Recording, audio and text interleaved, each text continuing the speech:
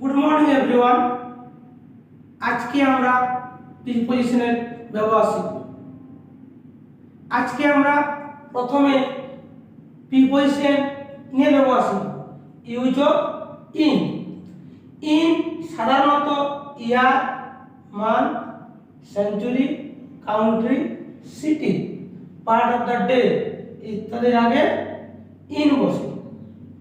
যেমন COVID-19 appeared in 2020, এখানে 2020 হচ্ছে একটা ইয়ার, তাই এখানে ইন বসেছে।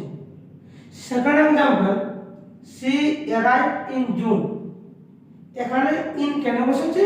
কারণ জুন হচ্ছে একটা মাসের নাম। Third, this temple was build in the 19th century, এখানে দ্য 19th সেঞ্চুরি রয়েছে, তাই এখানে প্রিপজিশন ইন বসেছে। Fourth example, my friend was born in London, এখানে লন্ডন হচ্ছে একটা সিটির নাম, ইংল্যান্ডের একটা বড় শহরের নাম হচ্ছে লন্ডন, তাই এখানে প্রিপজিশন ইন বসেছে। আশা করি বুঝতে পেরেছো।